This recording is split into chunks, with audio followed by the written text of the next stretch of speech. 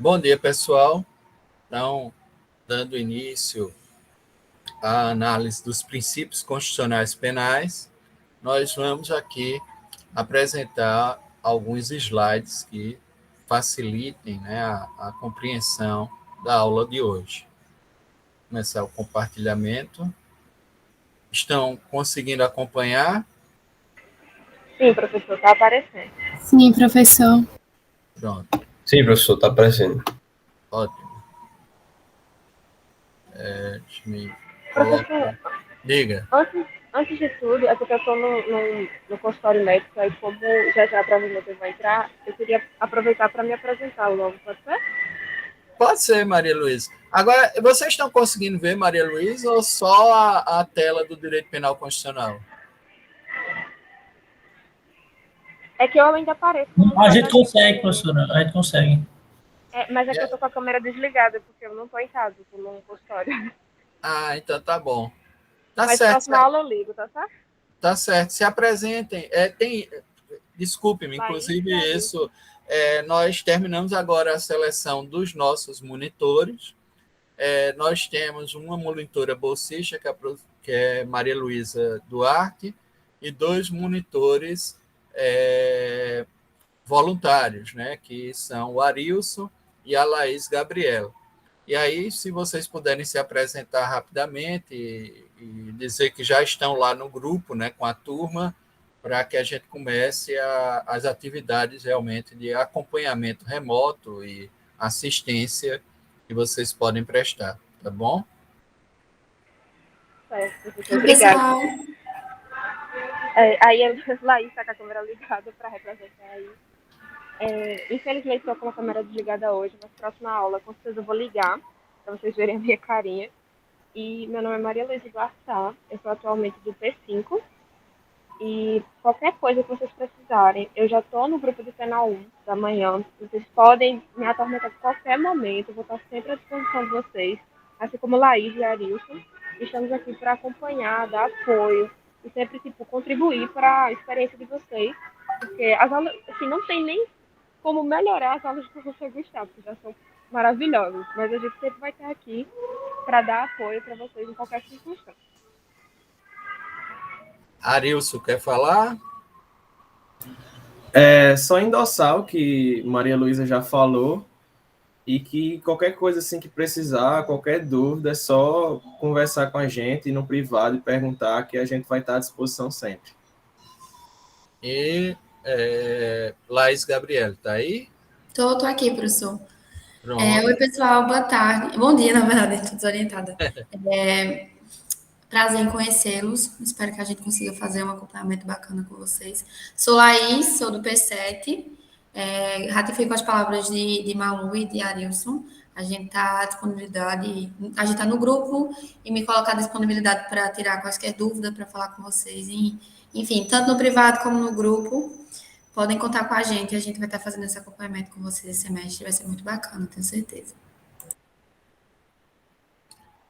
Como é que vocês têm enxergado? Agora está legal? Tá todo mundo conseguindo acompanhar?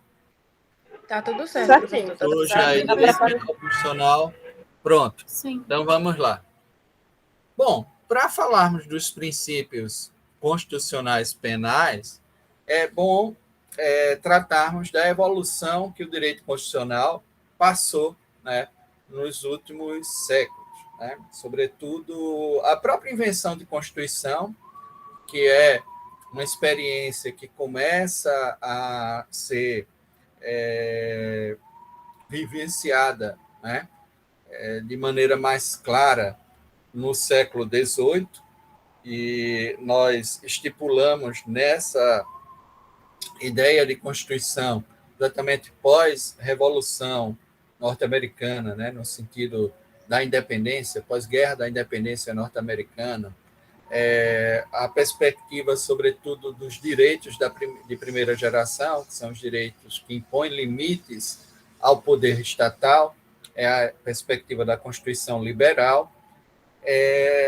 No princípio do século XX, com Weimar e com a Constituição mexicana, a perspectiva da intervenção, né, ou seja, a necessidade agora de que se corrijam determinadas desigualdades, que se gere uma justiça redistributiva, e aí vem a, a, a perspectiva social, né, da Constituição, e nós temos propriamente a Constituição dentro dessas dimensões também de realização dos direitos sociais, sobretudo se pautando pela igualdade, e, atualmente, a perspectiva do reconhecimento, a busca cada vez mais de entendimento entre a pluralidade que compõe uma comunidade política, já que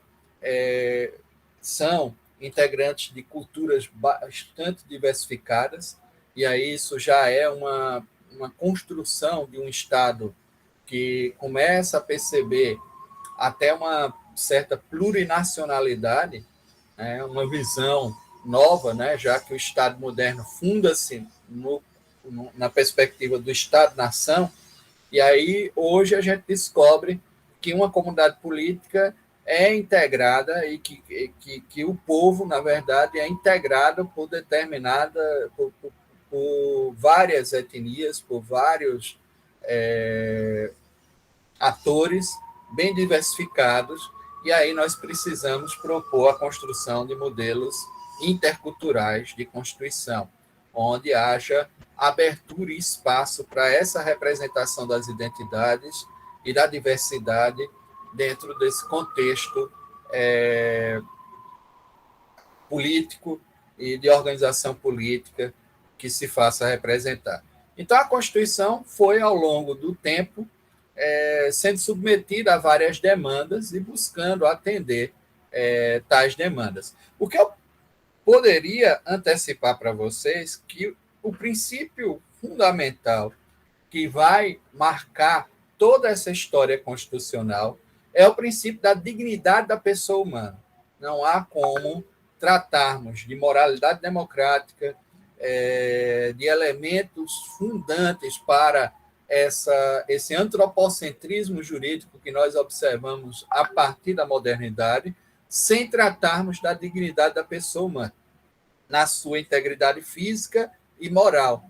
A busca pelo respeito à integridade física e moral das pessoas, observadas exatamente como sujeitos de direito, não apenas subordinados ou assujeitados a um Estado, mas como sujeitos de direito, detentores, né, de direitos, e essa construção do indivíduo também é muito recente.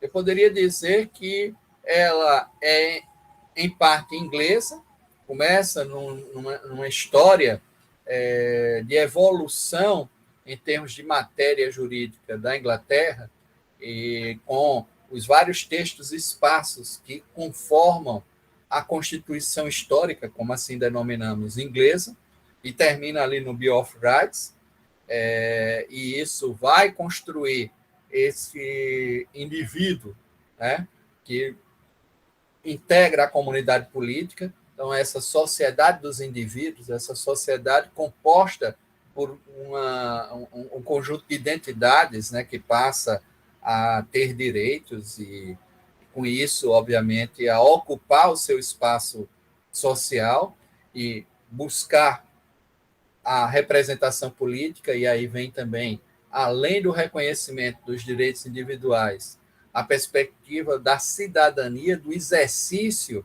né, da política e da representação das ideias, e se fazer ouvir, escutar no debate político proposto pelo Estado. Então, há uma importância grande na questão da dignidade da pessoa humana. Eu diria que ele é o arcabouço que vai fundamentar todo o restante. Tudo que a gente vai falar aqui, de certa maneira, decorre dessa análise da dignidade da pessoa humana. Ainda que hoje vocês vão escutar, talvez no futuro, quando se tratar de direito ambiental, uma proposta de ruptura com o antropocentrismo jurídico, né? Ou seja, há quem veja nos bens ambientais elementos que podem romper em algum instante com a primazia do indivíduo, do homem, dentro do reconhecimento jurídico. Mas isso é impossível, porque até mesmo a fórmula com a qual nós buscamos lidar com o direito ambiental é exatamente na preservação da vida humana e na preservação desses próprios direitos que nós vamos tratar aqui. Então, é uma questão que fica em aberto para que a gente possa analisar no futuro. Sobre o aspecto doutrinário, existe uma discussão que foi estabelecida entre a base marxista, que entende que a Constituição liberal, essa Constituição que se apresentava a partir do século XVIII, era um mero pedaço de papel, porque a Constituição real, aquela que determina as relações dentro da comunidade, está estabelecida pela relação de poder, sobretudo do poder econômico, das hegemonias exercidas dentro de uma determinada sociedade. Aquilo que está no texto do que nós chamamos de Constituição seria um mero pedaço de papel. A leitura que eu deveria fazer era dessa Constituição material, dessa Constituição real, que é o produto dessas relações de poder.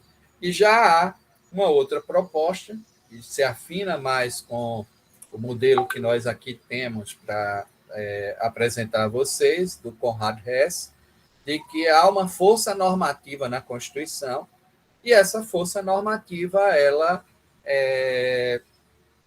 vai, obviamente, fundar a organização política e determinar como essas relações sociais, os vínculos relacionados aos direitos individuais, à cidadania, eles se apresentam dentro desse quadro constitucional. Então, logo de cara, nós tratamos, né, da dignidade da pessoa humana, que tem esses dois desdobramentos: a busca pela sua integridade física, e, obviamente, não submeter as pessoas a penas cruéis, a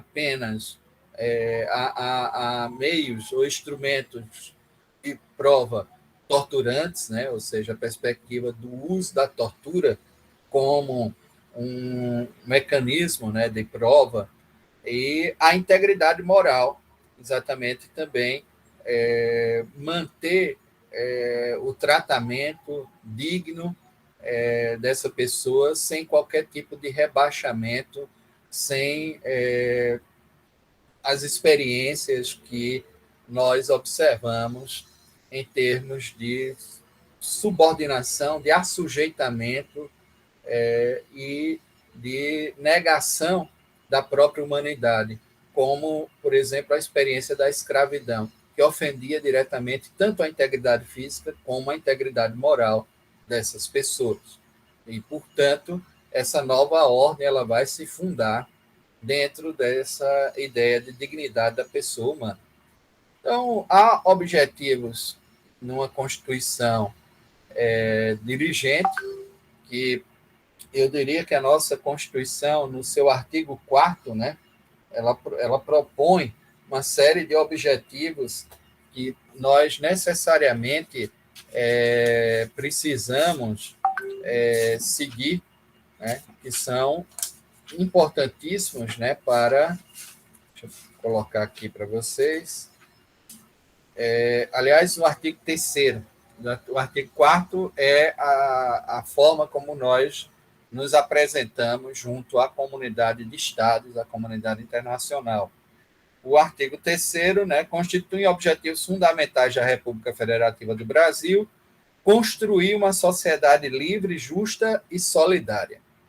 Então, já, de princípio, essa questão da liberdade, da justiça e da solidariedade, né, dentro dessa proposta, né, dirigente para a Constituição. Garantir o desenvolvimento nacional, erradicar a pobreza e a marginalização, ou seja, quaisquer formas de exclusão, e reduzir as desigualdades sociais e regionais. São objetivos. E o 4, promover o bem de todos sem preconceito de origem, raça, cor, idade e quaisquer outras formas de discriminação. Veja que, por esses objetivos, nós perpassamos, basicamente, todos aqueles modelos, o liberal, o social, e há, de certa maneira, alguns autores até dizem que há que a Constituição ela vislumbra o modelo intercultural, embora ela não tenha ampliado os canais para que esse modelo se expressasse. Ela talvez reconhece a ideia da diversidade, da multiculturalidade, mas não estabelece canais políticos ou espaços para isso, né? Há constituições mais recentes que assim o fizeram. Então, há autores que declaram que a nossa Constituição é multicultural, mas ela ainda não é intercultural, ela não está dentro desse canal. De certa maneira, com o objetivo e o artigo 3º, no inciso 4, a gente observa que ela tem essas características, né? E ela busca, sim, criar esse espaço. O direito penal constitucional é diferente do direito constitucional penal. O que nós estamos analisando é o direito penal constitucional, que tem que traz as bases principiológicas para o funcionamento de todo o direito penal. Não é? Então, tudo que nós vamos discutir dentro dessa aula diz respeito aos princípios constitucionais penais que regem todo o direito penal aplicado no contexto brasileiro. O direito constitucional penal, diferentemente, são regras com sanção previstas na própria norma constitucional, como, por exemplo, o procedimento de impeachment do presidente, né?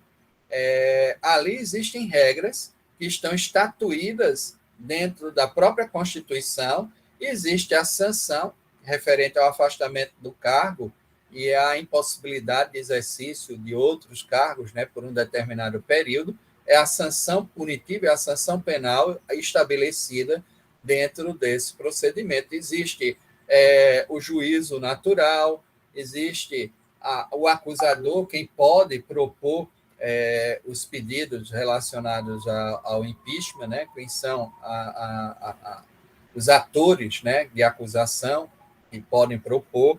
Então, há a construção dentro da própria Constituição, do texto da Constituição, de elementos constitucionais penais, onde o procedimento existe todos os elementos que levam à sanção penal, né? A aplicação de penas nesse contexto. Alguém levantou a mão aí? Eu vi um barulhinho. Foi o professor. No caso, o mandado de criminalização estaria incluído aí? Não é, porque na realidade, sim, a gente vai chegar lá, essa perspectiva de que existe uma ordem também criminalizadora na nossa Constituição, ela não é só limitativa. Mas não seria propriamente isso, porque essa ordem criminalizadora ainda está no contexto do direito penal constitucional, de princípios que regem e orientam a aplicação do direito penal e orientam, né, o aplicador e o próprio legislador também na tomada das decisões em matéria penal. Aí não, aí são elementos da própria Constituição que contêm sanções de natureza punitiva, de natureza penal, relacionadas não só ao presidente, mas aos comandantes militares, a ministros de Estado, aos deputados federais também na cassação.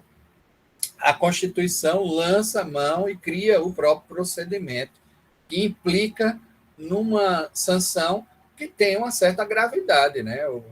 A perda de um cargo é gravíssimo sobre o aspecto da vida política e da maneira como isso se estabelece. Então, esse conjunto de normas ficou conhecido como direito constitucional penal, porque é direito constitucional, porque toda a matéria está contida na Constituição e é penal porque tem consequência de natureza punitiva. Tá certo? Mais alguma questão? Não?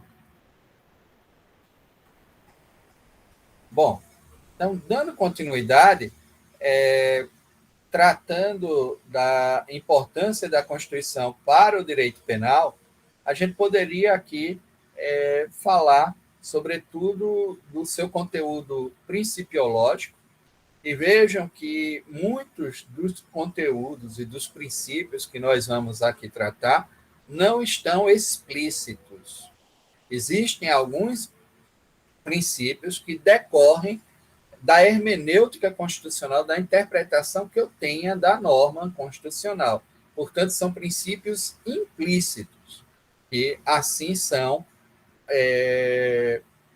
traduzidos e observados a partir da interpretação da norma constitucional no seu conjunto. Mesmo assim, ela tem essa função principiológica. É uma função importante. Uma outra função é a função seletiva. Ela realmente vai servir para construir quais bens jurídicos são merecedores de a proteção penal. Existe, inclusive, um trabalho do Maurício Ribeiro Lopes, que é Teoria Constitucional do Delito, onde ele demonstra essa função seletiva e que nós deveríamos sempre partir, dada a importância e a gravidade das consequências do direito penal, a gente deveria sempre partir dessa base constitucional para selecionar quais bens jurídicos seriam merecedores dessa proteção penal. Então, começaria exatamente um bem jurídico com status constitucional e que foi tratado como matéria constitucional, ele vai ter elementos que demandem, talvez, a intervenção punitiva e, portanto, há na Constituição uma função seletiva extremamente relevante. Alguém tem mais alguma coisa? Vi também aí o... Sim, professor, eu tinha levantado a mão aqui quando o senhor fala da importância principiológica. Aí o senhor falou de princípios implícitos, né? Mas Sim. Também existem princípios explícitos, né? Só para deixar claro. Sim. Por exemplo, o que a gente vê nos primeiros artigos, né? A legalidade penal. O artigo 5º tem uma série de princípios explícitos, né? Que a gente extrai de imediato. E há outros que a gente vai extraindo exatamente das limitações, ou seja, se eu não posso exercer um direito de tal forma que rompa com outro, ou seja, que impeça outro direito fundamental também de ser exercido, é porque eu tenho que encontrar um elemento de adequação, necessidade e proporcionalidade em stricto sensu, que é exatamente o princípio da proporcionalidade. Ele acaba sendo um princípio implícito, né, de que nenhum direito é absoluto, porque, se for, ele pode impedir o exercício de outro direito fundamental extremamente importante. E aí eu vou ter que fazer análise sempre de casos concretos. Compreendem isso? Ou seja, isso é implícito. Isso não vai estar explícito, isso não está dentro do texto constitucional. Eles vêm, os implícitos, por interpretação sistêmica, e eles seriam consolidados e fixados por jurisprudência dos tribunais superiores? Sim, sobretudo por jurisprudência do Supremo Tribunal Federal, né? Ok. E aí a gente teria que, dali, extrair esses elementos, né? Tá bom? Então, princípios constitucionais penais. Isso dentro da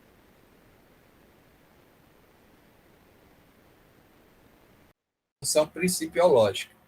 Então, o primeiro grande princípio constitucional penal é o princípio da legalidade penal, que tem por objetivo limitar o poder de punir do Estado. Essa é a principal função atribuída à legalidade. Obviamente, daí se decorrem outras funções, ou seja, impedir, talvez, a diferenciação punitiva que existia no antigo regime, impondo uma igualdade de tratamento entre as pessoas que tenham praticado a mesma conduta.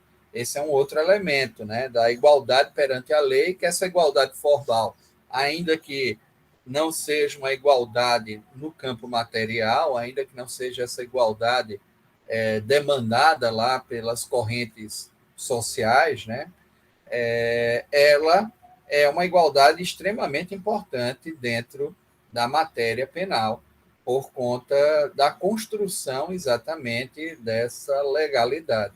A legalidade atenta também para uma questão que nós não podemos aqui jamais esquecer, que é, na construção desse indivíduo, há uma proposta de liberdade de se limitar apenas por aquilo que seja determinado pelos representantes eleitos ou constituídos, né, por sua participação política.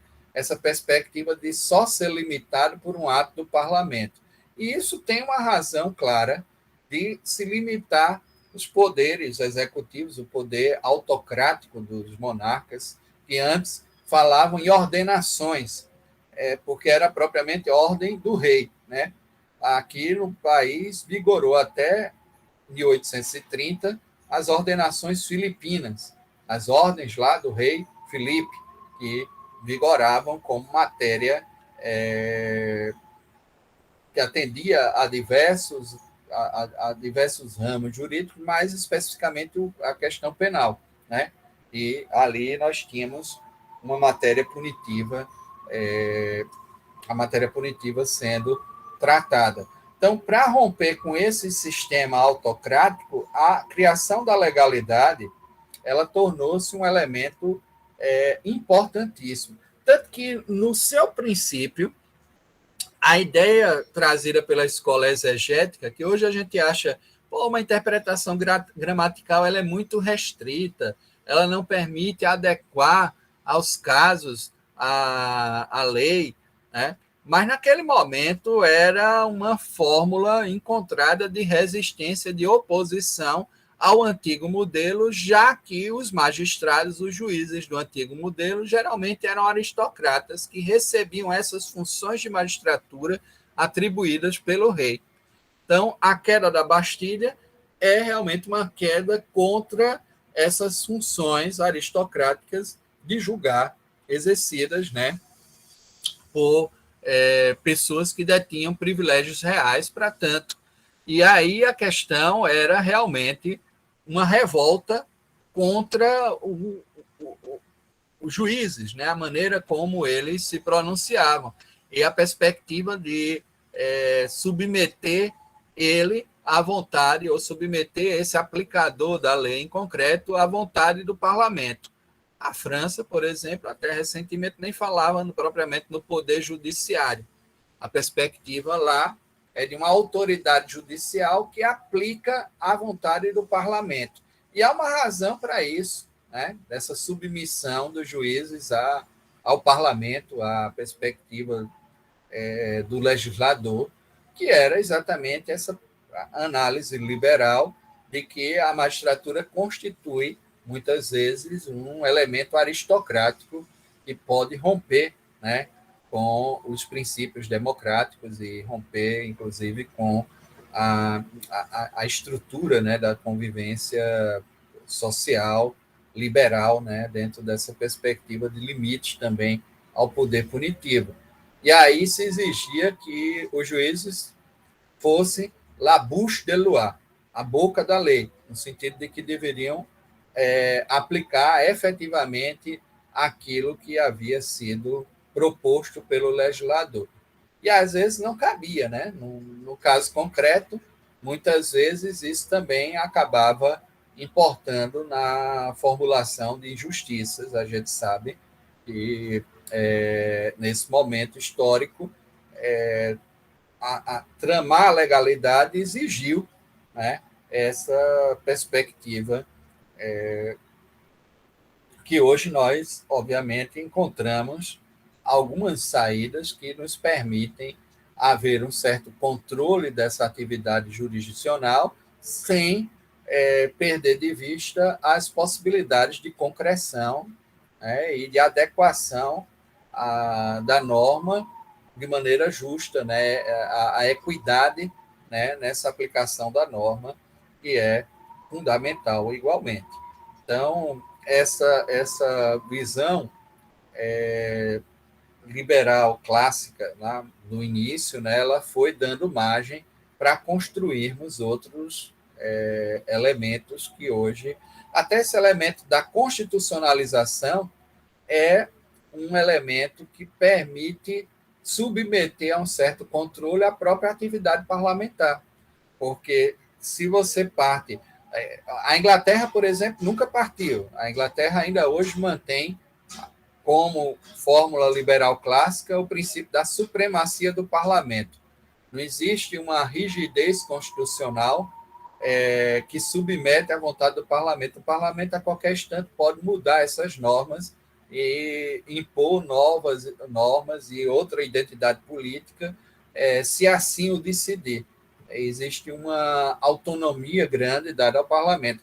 Obviamente, há uma tendência a serem respeitadas as tradições, porque isso vem de um certo consenso, né, ali estabelecido. Aqui também a gente tem uma Constituição rígida que já foi emendada 70 vezes, né? Então, não é uma coisa também que a gente possa, digamos assim, estabelecer como parâmetro, né, para essa análise, né? Então, os princípios constitucionais penais, eles lidam com essas matérias também, de se nós estamos diante de uma supremacia da Constituição, ela subordina, muitas vezes, até o próprio parlamento, aliás, deve subordinar até o próprio parlamento, principalmente quando a gente tem cláusulas pétreas, que é a hipótese, né, da Constituição brasileira.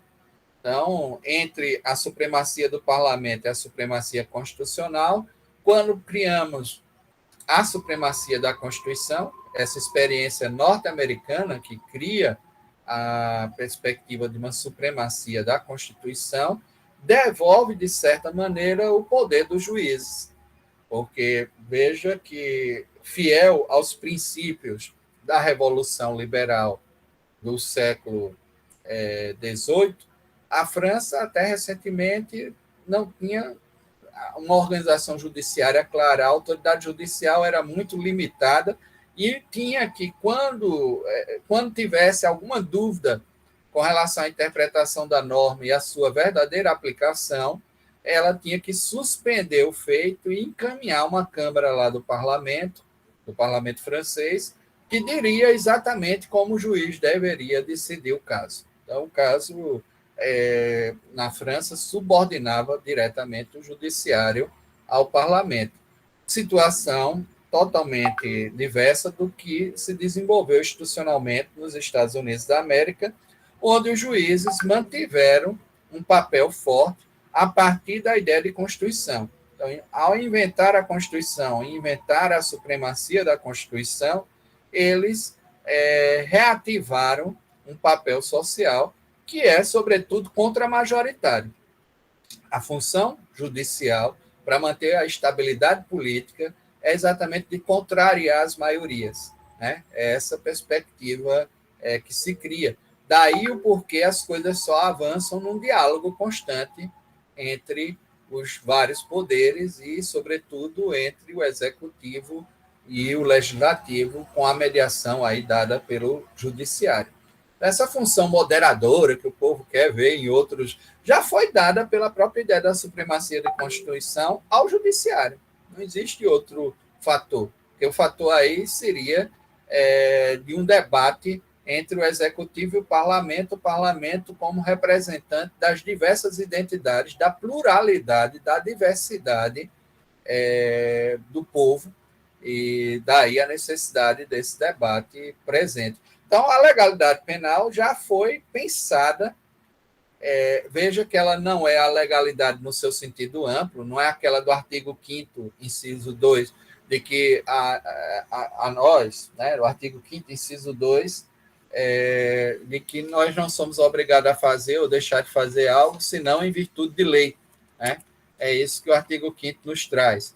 Essa legalidade aí que serve a todo ordenamento jurídico e que nós chamamos de legalidade em sentido amplo, não é propriamente a legalidade penal, embora a legalidade penal é um desdobramento dela, da razão que nós damos a esse processo onde o parlamento vai legislar e, com isso, interferir nas liberdades. Não é? E, portanto, ninguém será obrigado a fazer ou deixar de fazer alguma coisa, senão em virtude de lei.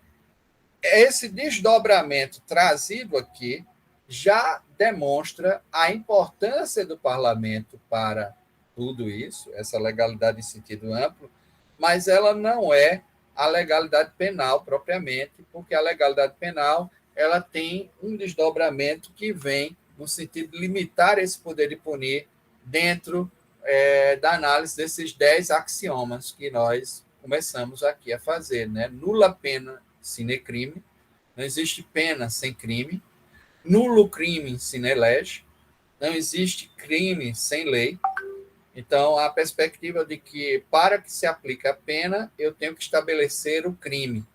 É o próprio convencionalismo penal. Mas, para que esse convencionalismo esteja vigente, ele foi produto da legislação, ele foi produto de um debate, de uma discussão, de um processo legislativo junto ao parlamento, como representante do povo. Nulla lex penalis sine necessitate, ou seja, não existe lei penal sem necessidade. Então, a perspectiva de que, dentro do princípio, inclusive, da fragmentariedade, da análise do que é realmente relevante, a gente deve fazer a avaliação da extrema ratio, ou seja, de que o direito penal deve ser a última ratio também, que alguns chamam, né? O último recurso a ser utilizado. Eu devo me servir de outros ramos do direito ou de outras formas de comunicação menos ofensivas. Nulla necessitate sine injuria, ou seja, não há necessidade sem ofensa. É preciso gravar essa perspectiva da ofensa aí presente, né? Observando essa análise, né, que nós trazemos aqui da ofensividade. Né? A ofensividade é o elemento necessário para que... E essa ofensividade, eu extraio, não é de uma autolesão, é de um outro elemento que é um desdobramento até implícito, que é da alteridade, para que eu possa... por isso que, em princípio, a autocolocação, a autolesão não é punível, a não ser que você esteja fazendo isso para, por exemplo, violar uma cláusula de seguro. Você tem assegurado os dedos, né? Você é um pianista, assegurou os dedos, aí você quebra um dedo intencionalmente para poder obter, isso é uma fraude estipulada lá entre as fraudes equiparadas ao estelionato, né? No Código Penal, no artigo 171, mas aí está presente o princípio da alteridade, porque o dano está sendo lançado a outro, né?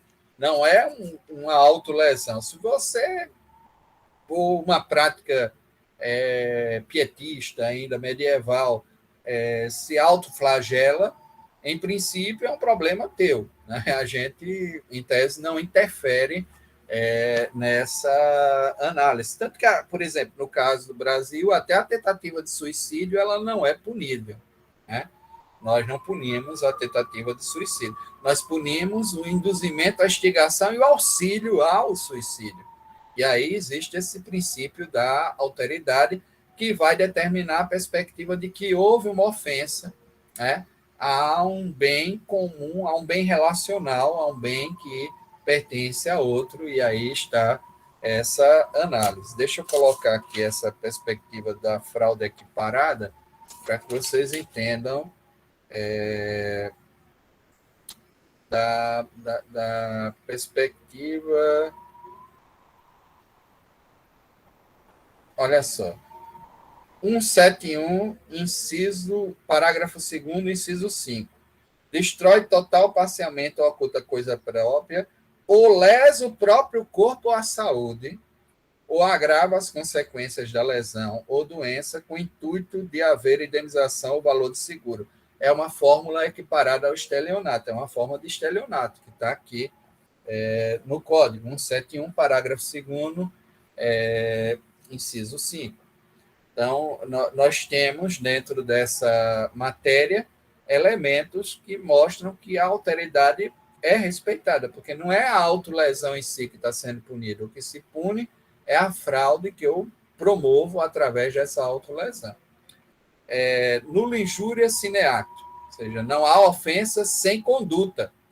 E aí aquela perspectiva da construção da conduta, né? A necessidade que eu tenho de avaliar a presença ou não de uma ação. Nula actio sine culpa, não há conduta sem culpa. E a perspectiva aí é de que, para que a conduta ela promova a responsabilização penal, eu tenho que observar a reprovação do autor do fato. E aí, nula culpa sine judicio. Não há culpa sem processo.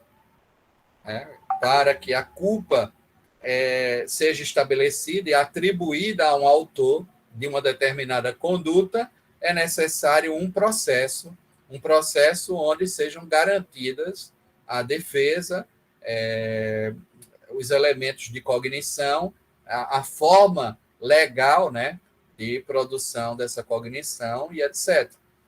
Nulo judício sine accusatione, ou seja, não há processo sem acusador, para rompermos com aquela perspectiva inquisitorial estabelecida no antigo regime, da mesma forma que deve haver um juízo natural para se evitarem os tribunais de exceção, tribunais formados posteriormente ao fato, nós, igualmente, devemos observar um promotor natural da denúncia, um promotor natural da acusação, que deve ali estar previamente convencionado e estipulado para promover essa acusação, e não concentrar esses papéis. Nulla accusatio sine probatione. Não existe acusação sem provas. É necessário que dessa acusação se extraiam as provas daquela conduta que foi ofensiva e da necessidade da intervenção penal nessas circunstâncias. Nulla probatione sine defensione. Ou seja, não há provas sem defesa. É necessário que haja a defesa e aí o contraditório tem que ser estabelecido. Com esses 10 axiomas, basicamente nós demos a cadeira de penal toda. Ou seja, quem consegue compreender os desdobramentos, o Ferrajoli, no seu livro Direito e Razão, observa desses 10 axiomas mais de 68 desdobramentos, nos quais ele vai aí, por exemplo, essa ideia do processo, da forma como o processo está estabelecido, não é qualquer forma, também é uma forma legal, porque tudo é umbilicalmente interligado. Né? Se eu falo que eu tenho que limitar o poder de punir do Estado através da previsão e da convenção de condutas previamente estabelecidas, eu também tenho que estabelecer um processo prévio, uma forma instrumental para se provar essas condutas. E aí existe o princípio do devido processo legal, com a vedação das provas obtidas por meio ilícito. E vejam que tudo isso é desdobramento da legalidade penal. Quem imaginar que a legalidade penal era uma coisa sem dinâmica, né, que só estava expresso naquele nulo crime, nula pena, sine previa lege, no convencionalismo clássico, fica agora observando que ela exige, né, uma série de elementos que juntos conformam a estrutura do direito penal liberal, certo? Então, nos princípios constitucionais penais, ainda dentro da dimensão, até agora nós fizemos essa análise na dimensão política.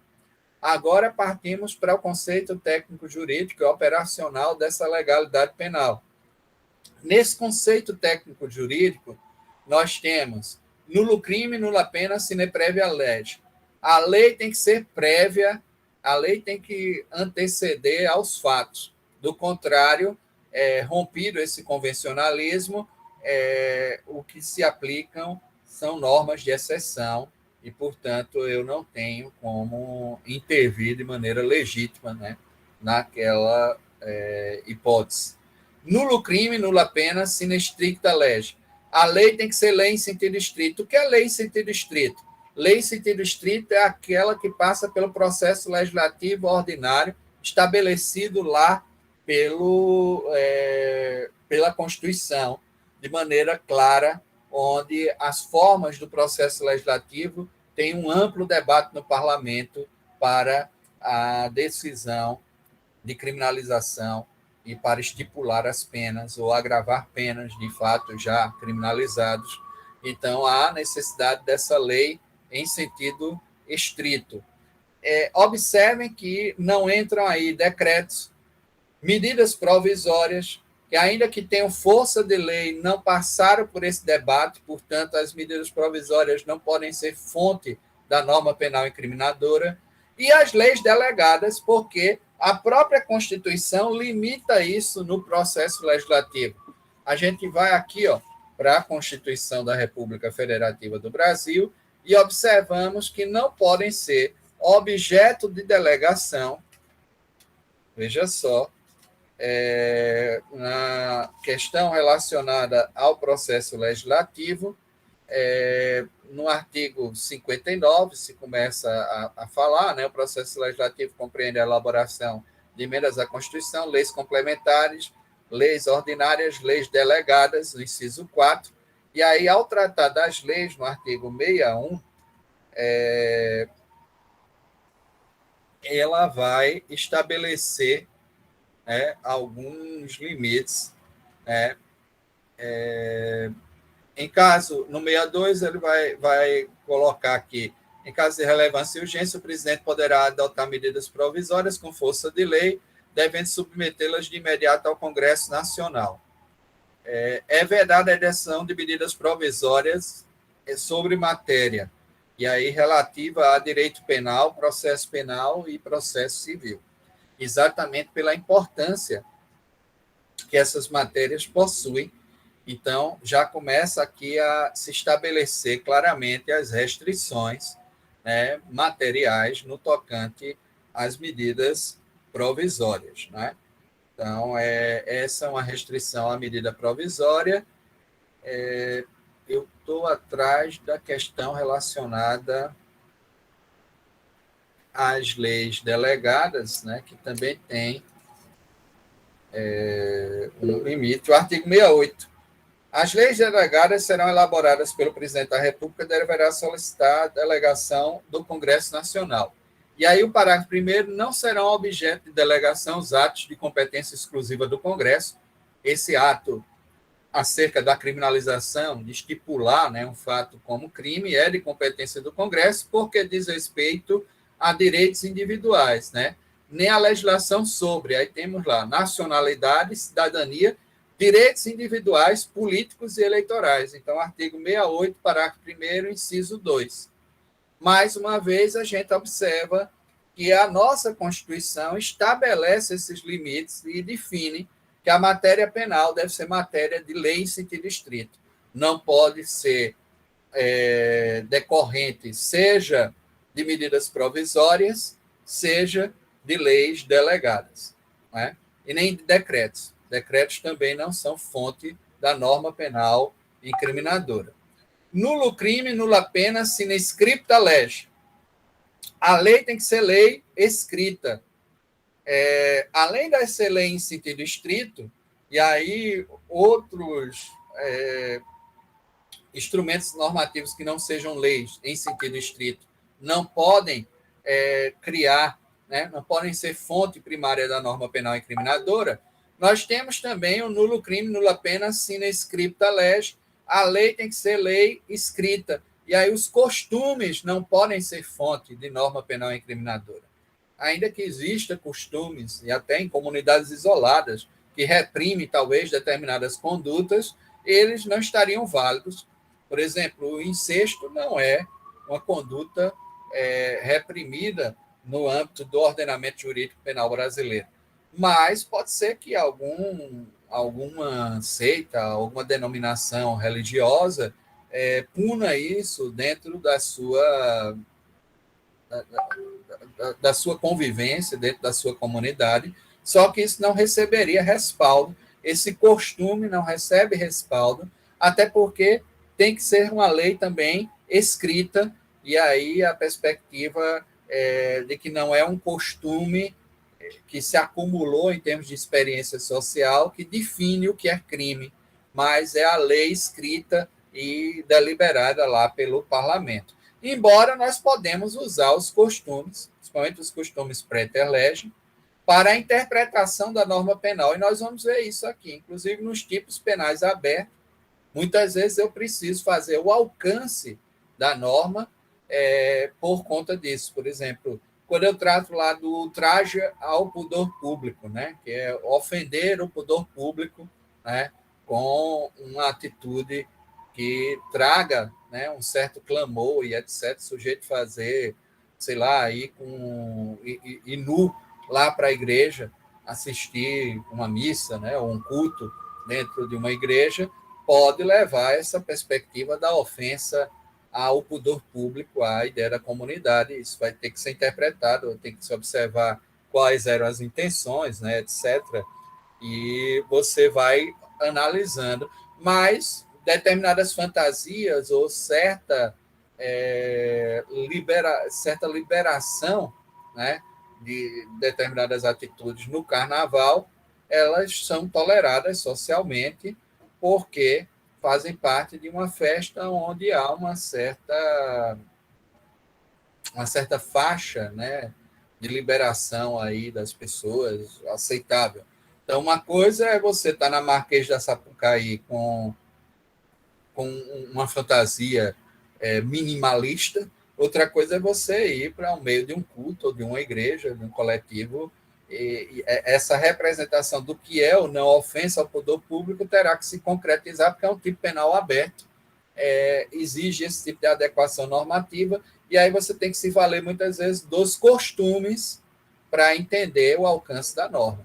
Então, ainda que os costumes não sejam fonte original, ainda que eles não permitam essa repressão de uma norma penal incriminadora, eles servem para interpretação, tá certo? E nulo crime, nula pena, sine certa lege. A lei tem que ser certa, ela tem que ser taxativa, ela deve impedir esse tipo de indução imperfeita, né, de intuições, que é a vedação aí da analogia. Então, nesse último elemento, eu tenho a vedação da analogia. A lei tem que ser certa. A analogia ela é vedada no campo penal, ressalvada a hipótese da analogia em bona parte. Nós vamos analisar isso também em determinadas situações, tá certo? Em certos casos concretos, que vai ser demandado aqui uma análise no tocante à analogia. A interpretação analógica não é a analogia. A interpretação analógica é quando a norma ela não consegue decifrar todos os elementos e ela própria autoriza o alcance, né? Ela diz crime cometido mediante paga ou promessa de recompensa ou por outro motivo torpe. Então, já sei que a paga e a promessa de recompensa são motivos torpes. Motivos assemelhados à paga e a promessa de recompensa também são torpes. E, portanto, há uma abertura aí cognitiva de interpretação analógica. É diferente do processo de indução imperfeito, como é assim chamado, proposto pela analogia. A conduta A é semelhante à conduta B, e aí, como essa conduta A é semelhante à conduta B, sendo a conduta B proibida, então A também estaria proibido. Não, eu não posso fazer isso, né? Isso seria uma indução imperfeita. Alguém levantou a mão aí? Eu vi um barulho. Professor, nesse caso, seria tipo uma integração legislativa atribuindo uma pena a um crime que teoricamente não existe, não é? Analogia, sim, mas aí não é possível, ela é vedada. A analogia, essa que você acabou de sugerir aí, ela sendo em malam parte, ela é vedada, porque um desdobramento da legalidade penal é exatamente esse: nulo crime, nula pena, sine certa lege. a lei é certa, a lei é taxativa, ela deve ser o máximo possível interpretada até gramaticalmente, né, de maneira direta, sem fazer sem ampliações, sem criar. Porque quer ver você romper com o princípio garantista sugerido pela legalidade penal, é abrir espaço para analogia. Você não precisa fazer nada, você não precisa mudar absolutamente nada no código, só basta acrescentar no Código Penal. Quem fez isso? A reforma do Código Penal nazista, em 1934. Eles não fizeram nenhuma modificação substancial do código, eles apenas acrescentaram na parte geral um elemento que era: consideram-se crimes não apenas os que estejam especificados na parte especial deste código, mas todas as ações assemelhadas a elas que atentem contra o são sentimento do povo germânico. Além de romper com o princípio do nulo crime, nula pena sine certa lege, porque disse que o juiz pode, através da análise de analogia, expandir o alcance da norma, ainda trouxe a perspectiva de uma elementar normativa que deixa extremamente aberto e suscetível a costumes, que é interpretar o que danado é o são sentimento do povo germânico. Estaria só vinculada à supremacia da raça ariana, né? Então, essa era uma questão que foi aí construída e que, basicamente, desconstrói todo o esforço da legalidade penal. Não existia legalidade penal. Uma única norma é capaz de destruir tudo.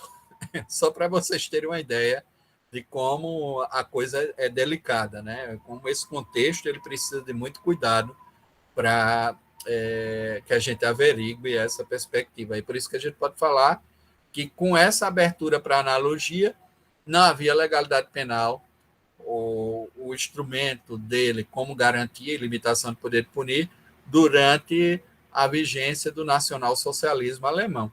A mesma coisa ocorreu no direito socialista soviético. O Código Krylenko parece até uma imitação, né? Que foi o projeto stalinista do Código Penal, votado em 1922. Ele estabelecia que seriam considerados crimes não apenas os estipulados na parte especial do Código, mas todas as ações semelhantes a elas que atentassem contra a sociedade socialista soviética. É quase uma cópia, né? A mesma coisa. Acabou o direito penal liberal, aí não existe limite ao poder de punir do Estado, certo? Por isso que é importante esses desdobramentos, né, com relação ao princípio da legalidade. Digo aí. No Brasil, professor, durante as nossas experiências históricas de ditadura, de autocracia, a gente teve algum dispositivo nesse sentido aí? Tanto no Estado Novo, nós tivemos alguns dispositivos que desconstruíram competências regulares que estavam na Constituição. Foi mais nesse sentido de deslocar as competências, mais a perspectiva do juízo natural. Como os atos institucionais que levaram para a competência de tribunais militares, né, e competência para julgamento de civis e tudo. Então, os atos institucionais também acabaram agravando essa condição da legalidade penal no contexto brasileiro, né? Então, nós tivemos, sim, tanto na experiência autocrática getulista, né, principalmente a partir de 1937, elementos aí de exceção, mas eu diria que no Brasil o problema ainda é mais profundo, porque nós não nos civilizamos no completo para compreender a importância da legalidade penal, porque a grande maioria meio que nem percebe as consequências de você não observar essa legalidade penal.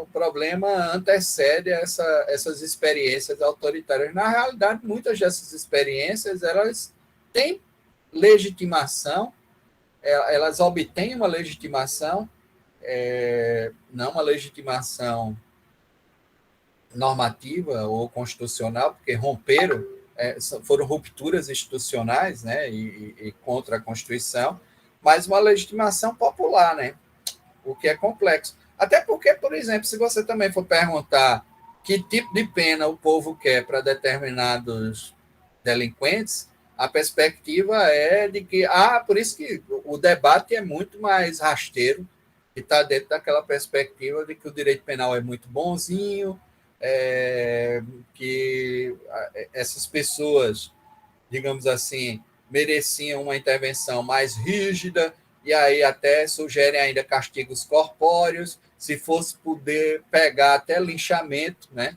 Então, é essa perspectiva de que o direito penal, de certa maneira, funciona como uma razão contra-majoritária. É o nosso Ulisses amarrado, né? Para ver se... porque geralmente a gente sempre pensa que vai atingir os outros. Nunca se vê na situação de réu e de alguém, e como diz o Zaffaroni, dificilmente alguém na vida vai conseguir passar toda a vida sem praticar crime, já que o número de infrações e de condutas tipificadas é extremamente grande, né? Há uma expansão penal enorme. E aí a gente sugere que haja uma série de orientações, seja pela ideia da insignificância, seja pela questão da seletividade penal, é preciso um certo cuidado também, porque também, por outro lado, ao se aplicar para alguns e não se aplicar para outros, você cria uma desigualdade de tratamento. É aquela história lá do alienista, né, que criou categorias tão gerais para impor a ideia de loucura, né, para o diagnóstico de loucura das pessoas, que acabou internando a comunidade dele toda, né? O conto lá do Machado de Assis. Depois ele percebeu que talvez todos fossem sãs e normais e só ele, o louco. Aí ele desinternou todo mundo e se internou lá na Casa Verde, né? Então é mais ou menos isso, né? Se você começar a se imbuir desse espírito inquisitorial, vai ver crime para todo lado. Todo mundo é corrupto, ninguém presta, e vai atrás o tempo todo, e isso não para, é quase como aquela frasezinha do Augusto dos Anjos, né? A morte é carnívora assanhada, que a 1 de janeiro sai para matar o mundo inteiro, e o mundo inteiro não lhe mata a fome. É a mesma coisa com relação aos caças corruptos, né? Eles vão continuar caçando a vida toda, e é como se, de repente, daqui a pouco, não sobra mais ninguém. Ou seja, você vai ter uma dificuldade grande até para a gestão, para tudo, né? E é por isso que é tão importante seguir esses princípios, porque esses princípios, eles respeitam, né, essa unidade democrática e conseguem, né, estabelecer as condições de uma aplicação legítima, né, do direito penal. Veja, os princípios, além da legalidade penal, nós temos um outro princípio que é extremamente importante, que é o princípio da culpabilidade, que tem seus desdobramentos, a perspectiva da possibilidade de reprovar o autor do fato. Por exemplo, no tocante à imputabilidade penal, o artigo 228 diz que a maioridade só começa aos 18. Então, essa perspectiva do discernimento para a prática de um ato criminal, por opção político-criminal do nosso constituinte originário, foi estabelecido aos 18 anos de idade. Se daí cabe emenda constitucional, aí é uma discussão. Eu acho que não. Isso é cláusula pétrea, né? Por conta de uma interpretação sistêmica do que está no artigo 5º, no 60, parágrafo 2º, inciso 4 da Constituição, tudo que a gente já fez aqui algumas análises com relação a esse fenômeno. Mas esses são desdobramentos que estão dentro da perspectiva da responsabilidade. É óbvio que quando eu falo em culpabilidade, eu estou rechaçando a responsabilidade penal objetiva. Eu estou dizendo que a responsabilidade penal ela tem que ser subjetiva. Se estou tratando... E a culpabilidade é um desdobramento da dignidade da pessoa humana, porque ao reconhecer essa identidade e esse indivíduo, eu reconheço o seu potencial como pessoa livre para fazer escolhas que produzam, né, dentro da comunidade determinados resultados. E, portanto, a pessoa humana, a dignidade da pessoa humana, ela é respeitada também com a sua responsabilização, né? Está dentro dessa perspectiva, porque não responde pelo fato o doente mental, os inimputáveis, né? Ou seja, as pessoas que não têm o discernimento. Essa perspectiva de que é o homem um fim em si mesmo e ele é capaz de fazer escolhas de tal forma, que é kantiana, né? Essa perspectiva do Kant de que nós fazemos escolhas que de tal forma se tornam também leis gerais, ou seja, somos capazes de agir conforme uma lei geral, isso nos submete também à ideia de que nós somos responsáveis por aquilo que produzimos, né? Nós somos responsáveis por aquilo que é resultado da nossa atuação. E aí, óbvio que eu posso estabelecer, por matéria de política criminal, uma idade razoável, né, para se iniciar a reprovação penal, e nós estabelecemos os 18 anos, que é aquela discussão de que só o Brasil, a maior parte dos países democráticos civilizados estabeleceram e fixaram essa idade aos 18 anos. Né? Idades menores, geralmente, a gente encontra em países ainda com problemas, né, de efetivação, inclusive, dos seus direitos. Presunção de inocência. Está lá no artigo 5º, que ninguém será considerado culpado antes do trânsito em julgado da sentença penal condenatória. Essa perspectiva de que somos todos, em tese, presumidos não culpáveis, sobretudo. Alguns autores até fazem essa ressalva, que não seria propriamente uma presunção de inocência, mas uma presunção de não culpabilidade.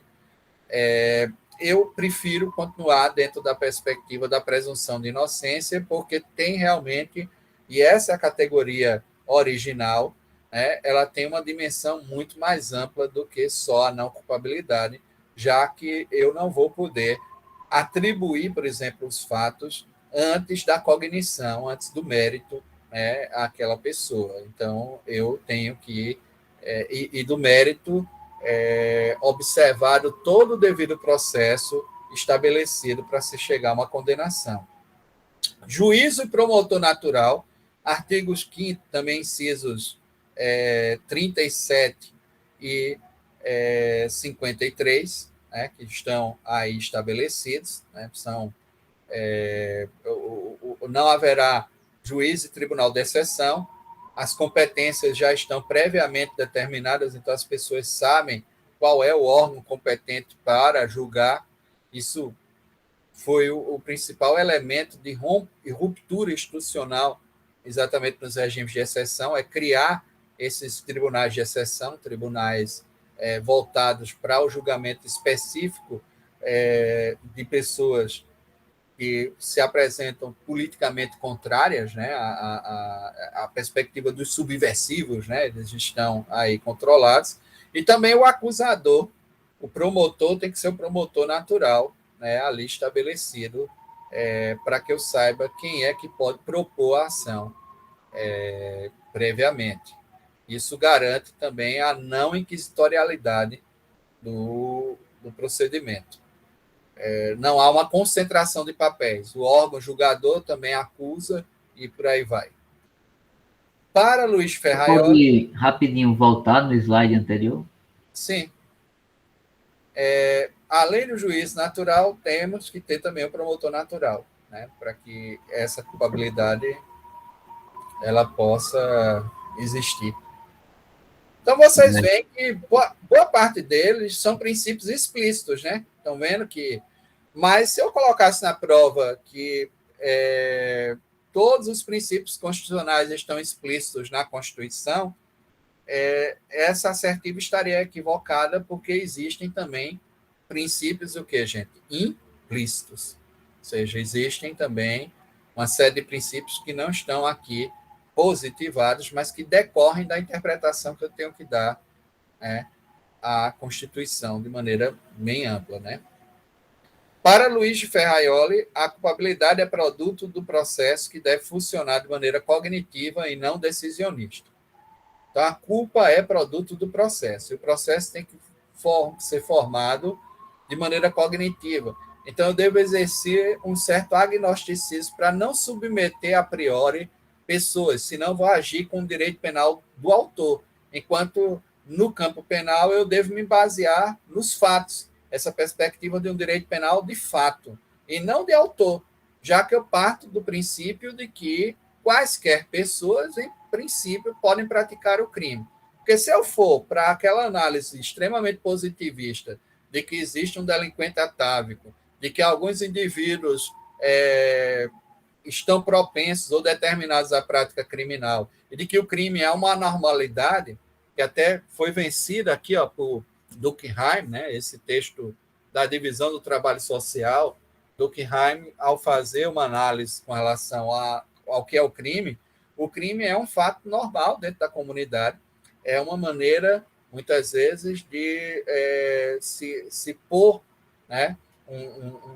um conflito e um diálogo que vai permitir essa confirmação dos valores, né, da comunidade, mas não significa, em princípio, que é uma anormalidade, uma doença.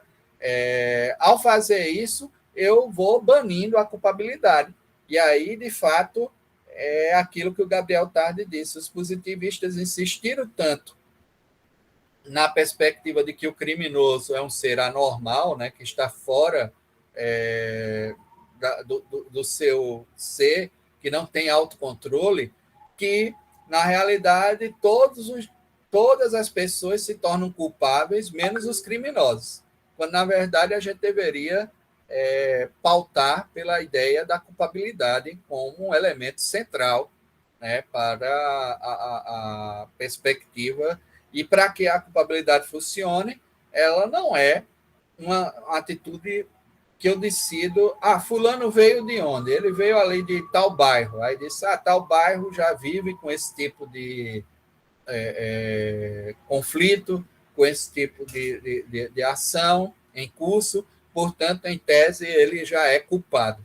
Eu não posso fazer isso. Inclusive, sim, uma coisa que eu esqueci de falar, talvez me desculpem com relação à culpabilidade, é impedir esse tipo também de responsabilidade, que não venha das provas e de efetivamente um vínculo da conduta com o resultado, e demonstrando aí esse vínculo também de natureza dolosa ou culposa, que isso vai aprofundando essa ideia da responsabilidade subjetiva, porque no passado, por responsabilidade objetiva, já se puniu até uma rocha que caiu do desfiladeiro lá na Suíça, e eles resolveram enjaular a rocha, porque tinha matado uma pessoa, né, um pedestre que estava passando numa estrada próxima ao desfiladeiro.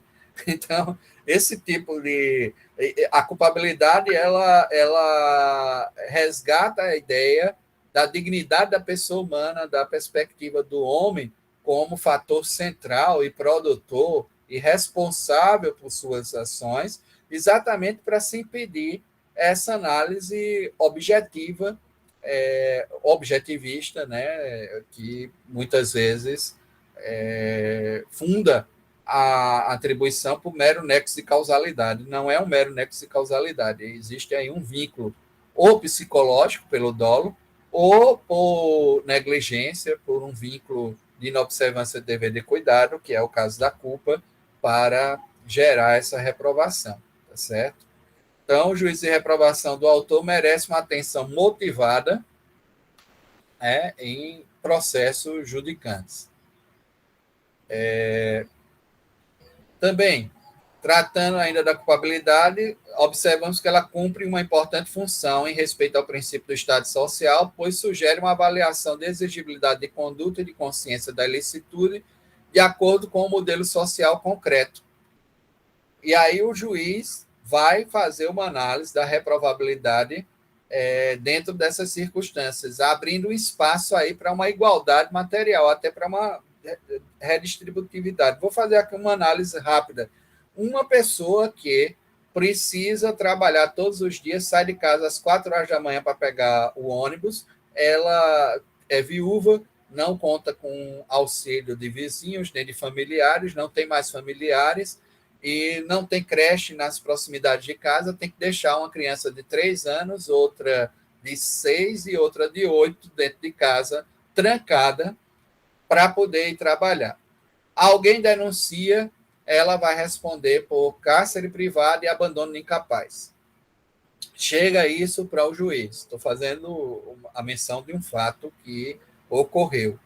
E aí o juiz faz a avaliação e diz, olha, para garantir a subsistência, essa mãe precisava sair naquele horário, só voltava tarde da noite e não tinha escola na proximidade. Se ela fosse matricular a meninada, se dentro dessa análise que eu faço da forma como a sociedade funciona, esse fato é um fato que gera perigo à vida e à saúde das crianças, que realmente é injusto, mas que eu não posso reprovar a mãe por isso, porque faltou materialmente ao Estado uma série de intervenções de assistência social, de assistência estatal, para assegurar a ela que ela trabalhasse e pudesse cuidar dos filhos. Não tem creche, não tinha matrícula de escola, não tinha condições, então não tem escola integral, a escola é parcial, então eu não posso reprovar essa mulher.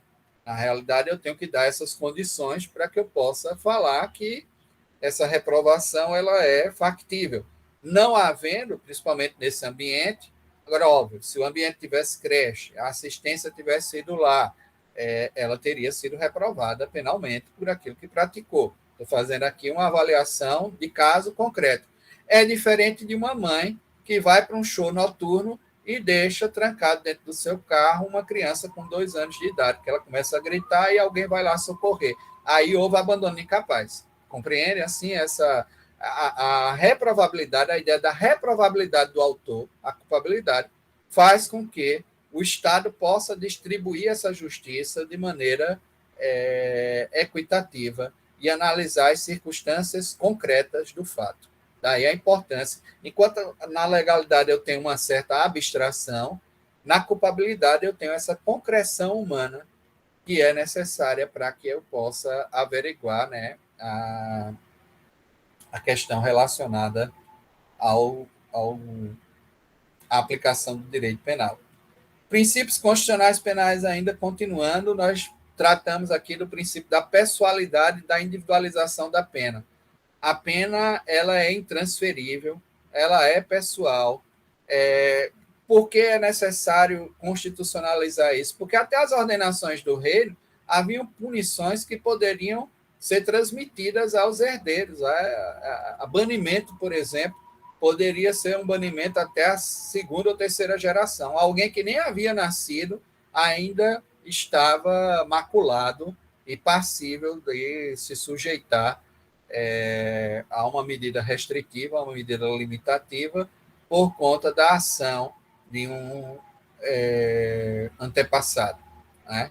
Então, isso é algo grave e foi rompido nessa ordem liberal e veio com a perspectiva de que há um princípio, que é o princípio da pessoalidade, que não se confunde com a individualização da pena, são coisas distintas. A pessoalidade quer dizer que a pena não se transfere a outros, né? É a intranscendência penal mínima. Nós sabemos que essa pessoalidade perfeita, ela não ocorre, né? Ela vai ser produto, muitas vezes, de uma contenção que o Estado tem que fazer. Por exemplo, se o Estado prende o pai, que é o arrimo de família, é óbvio que se a família não tem nenhum tipo de proteção social, haverá um sofrimento que se desdobra daí. Então, há uma transcendência penal do fato. Mas deve-se buscar essa intranscendência penal mínima, que é o que garante o princípio da pessoalidade da pena. É o artigo 5º, inciso 45 da Constituição da República. A individualização da pena é diferente, é que a pena deve ser executada conforme as características pessoais daquele sujeito. Serve, inclusive, para a ideia do regime especial para as mulheres, que até então as prisões não haviam sido pensadas para as mulheres, as prisões foram sempre pensadas para o masculino, né? E aí há uma dificuldade para certos atendimentos, para certas garantias, para garantir a maternidade, por exemplo. E aí eu preciso repensar, individualizar e levar em conta no momento. É um princípio de execução da pena, né? Mas é importantíssimo, está aí no artigo 5º, 46 da Constituição da República. Uma coisa exigida pela individualização é a classificação penitenciária, que é aquele exame que se faz criminológico, para poder também não colocar, por exemplo, se eu coloco estupradores na cela lá dos transexuais, que hoje, dentro dessa perspectiva da diversidade, está na execução penal plausível. Então, isso está errado. Eu não fiz a classificação, eu não cumpri com a Constituição na individualização da pena. Todas essas questões aqui, naquela DPF lá que a Defensoria Pública propôs e que criou a hipótese também do estado de coisas inconstitucional, foram denunciados, né, nesse aspecto, de que a classificação, que é a individualização, e é uma exigência constitucional, ela não vem sendo feita para o momento da execução, muitas vezes. E aí eu trago... E veja, essa individualização da pena, ela, até me lembrei de uma questão, ela não é só de execução, ela começa no momento da própria aplicação da pena, da própria cominação legislativa da pena. Eu tenho que observar uma certa proporcionalidade, e veja, a proporcionalidade não aparece na Constituição, mas ela está vinculada à ideia da necessidade e da adequação da medida para se obter aquele fim, né? Então, eu tenho que observar qual é a pena proporcional. Isso faz parte também da individualização no seu aspecto legislativo.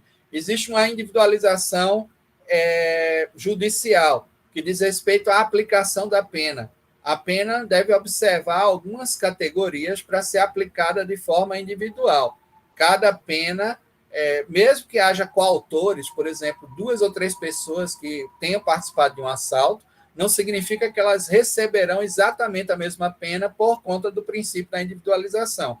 Cada um observará uma individualização da pena dentro da análise judicial com as categorias que permitem ao juiz aplicar essa pena.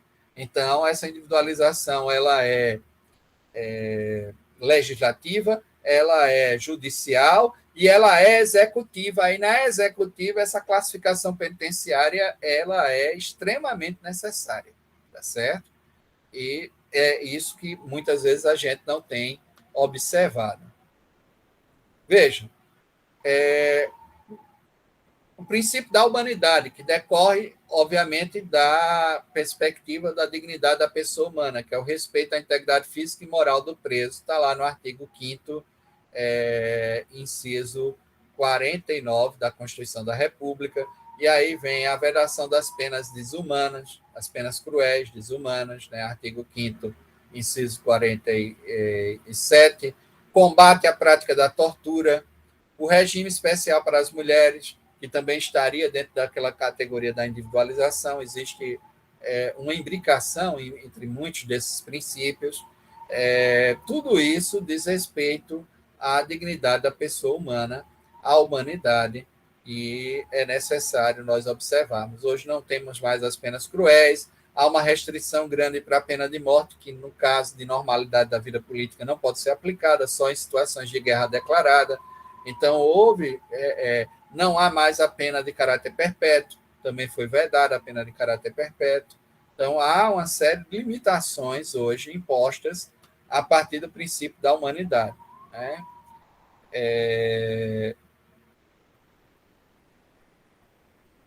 A igualdade formal, né?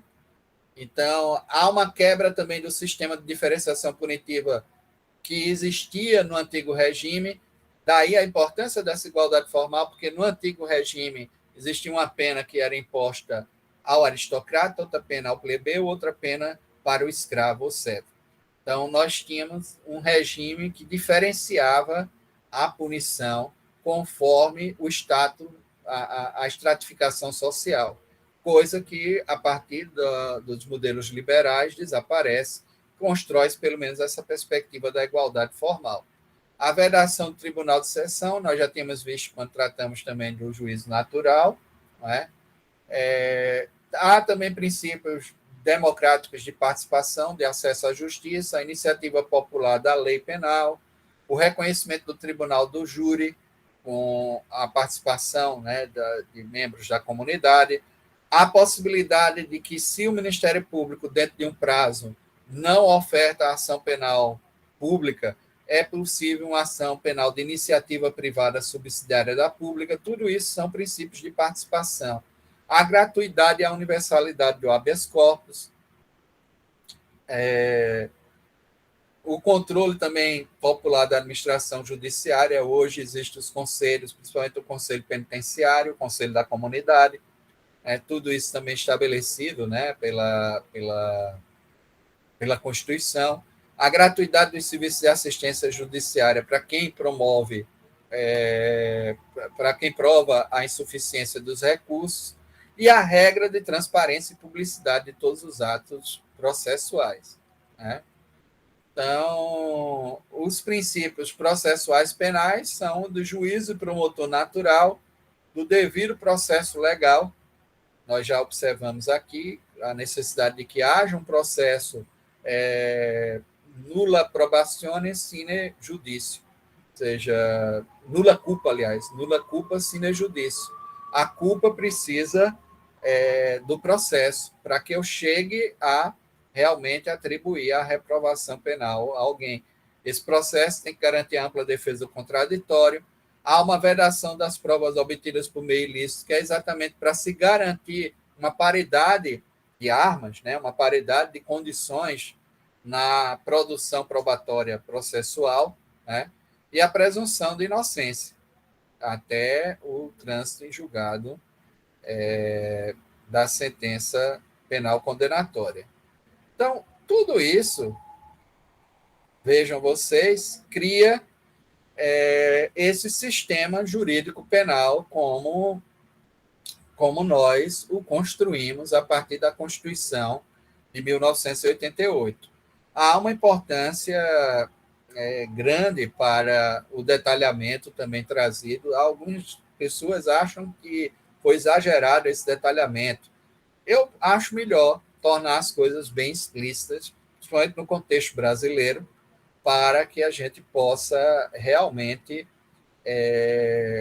tratar da questão penal da forma devida, né, com respeito, sobretudo, à dignidade da pessoa humana e à legalidade penal, observando-a com a sua função garantista, que é de limitação do poder de punir do Estado. Tá certo? Alguma questão a mais? Na hora da fome, né? Todo mundo chegou aqui até meio-dia. Professor, da minha parte, assim, eu, se possível, repetir esse princípio do juiz e promotor natural, não entendi muito bem.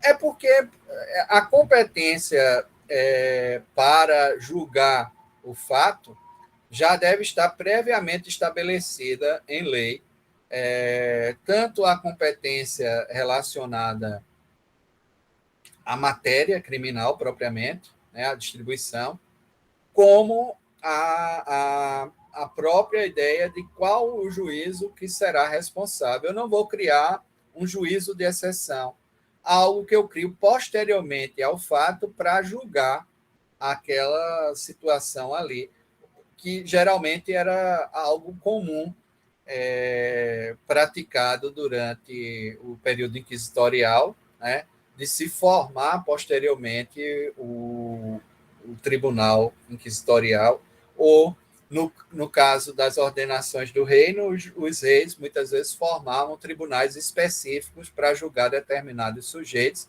e inseriam, muitas vezes, pessoas que já eram parciais, porque isso meio que quebra também com a ideia da imparcialidade do juízo.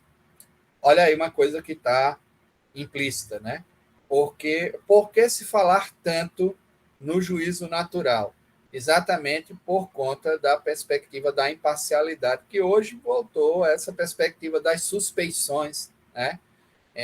Eu crio já uma pessoa para julgar fatos, né, que ela já tem mais ou menos uma ideia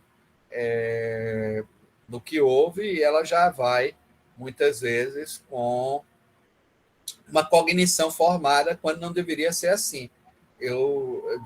Esses fatos deveriam ser informados a juízos que já estavam previamente constituídos, que talvez nem soubessem que eles iam ser praticados, né? Para que eu possa... E isso é o que ocorre comumente, ou seja, essas competências estão aí estabelecidas. Quando eu começo a observar que talvez, né, por isso que é bom limitar o poder político, para que o poder não crie mais tribunais, de repente ele quer se voltar contra um determinado grupo social, né? Vai reprimir determinadas categorias e aí escolhe algumas condutas comuns ou costumeiras praticadas por esse grupo para reprimir, mas já está direcionando aí. Aí vê que dentro do sistema, normalmente, os juízes que já estavam competentes, que funcionavam, não estão propriamente reprimindo, eles têm uma outra... Eles observam sobre outro parâmetro aquela conduta. Aí vem mais uma aposta, né, nessa repressão. Ele constrói um tribunal formado por pessoas já conformadoras dessa ideia dele para reprimirem aquela pessoa. É um tribunal de exceção. É isso que nós chamamos de tribunal de exceção, para reprimir aqueles grupos, né, ou aquele grupo específico. Esse é um tribunal de exceção, que ele é construído posteriormente aos fenômenos, que é exatamente para poder alcançar de forma repressora aquele fenômeno. Isso não ocorre. Normalmente, os nossos tribunais já estão com as suas competências pré-estabelecidas e, portanto, eles funcionam da forma de juízo natural. As competências do Supremo, do STJ, do Tribunal Federal, dos juízes federais, está tudo estabelecido ou na Constituição ou na própria ou nas leis de organização judiciária, o que é ótimo, porque significa que não há um convencionalismo aí sendo respeitado. Ou seja, foi tudo previamente convencionado, não só o que é ou o que deixa de ser crime. Isso é um desdobramento também, Lucas, da legalidade, porque se a gente observar... isso que eu ia perguntar também, isso aí. Isso acaba sendo um desdobramento importante da legalidade penal. Aliás, como eu disse, tudo está imbricado, né? Só existe legalidade penal porque se limita o poder de punir do Estado. E só se limita o poder de punir do Estado se esses tribunais, por exemplo, eles estão previamente estabelecidos, eles não são criados especificamente para julgar aquele fato, que já vão, muitas vezes, com um juízo pré-estabelecido, né, pré-concebido. Isso não ocorre no contexto da normalidade da vida política brasileira, tá certo? Tudo tem competência. Por exemplo, quando eu falo da competência dos juízes federais, até em matéria criminal, está lá no artigo 109 da Constituição. Tudo está previamente estabelecido. Eles não vão ampliar as próprias competências e nem podem, porque esse juízo natural ele foi colocado como um princípio básico, né, da Constituição. Tá bom? Foi com base nesse princípio do juiz natural da causa que teve a questão recente de Moro, né, sendo declarado suspeito. Também, uma das coisas era relacionada à competência, e é por isso que se gera também a perspectiva da imparcialidade, né? Porque a Lava Jato julgava... O livro lá das suspeições, que o professor Lênin Streck lançou, né, com Kovalop e outros, né, Marco Aurélio Kovalop, ele... eu acho que vocês baixam facilmente, ele explica muito bem esse processo com relação a Moro, né? O livro das suspeições. Onde mostra também essa vedação à construção de tribunais de exceção. Você não pode criar um tribunal de exceção. Era tão identificado que a gente chamava aquilo de República de Curitiba, né? Todo mundo dizia que o funcionamento era conforme o Judiciário de Curitiba. Não existe. Existe uma competência natural, normal, onde os órgãos estão previamente estabelecidos e previamente competentes para lidar com aquele processo. Mas isso deveria ter... Tem uma questão também que é complexa nesse fenômeno, é que existe uma estrutura da prevenção e a competência de matéria, não violando expressamente as matérias constitucionais, que não era o caso, né? Ela poderia ter se estendido, ela poderia ter se legitimado se não tivesse sido invocada dentro do prazo legítimo, né? Tem isso também.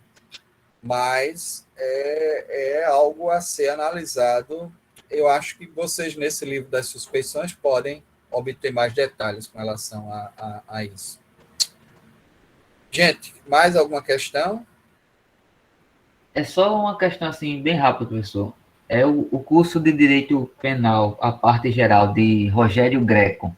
O senhor conhece? Indica? Sim.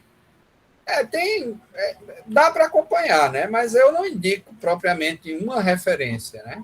Eu acho que vocês devem se servir de várias referências. Há aspectos que são melhor tratados por um determinado autor, outros nem tanto. E aí, para essa introdução mesmo, aquela parte da teoria da norma penal, ainda o autor que detalha de maneira didática, rápida e melhor é Francisco de Assis Toledo, Princípios Básicos do Direito Penal. Ele foi ministro do Superior Tribunal de Justiça, já morreu, obviamente, mas tem, digamos assim, uma didática, e ele consegue expressar muito bem todos os desdobramentos da teoria da norma penal, que é o que a gente vai começar agora a detalhar, tá bom? Ok. Mais alguma questão? Então, vamos lá, a gente se vê amanhã. Eu mando também 10 minutos antes da aula o link para vocês, tá bom? Hoje deu para acompanhar direito, né, a apostila, né? Bom, interromper. Fala do quê? Do slide, é? Do slide.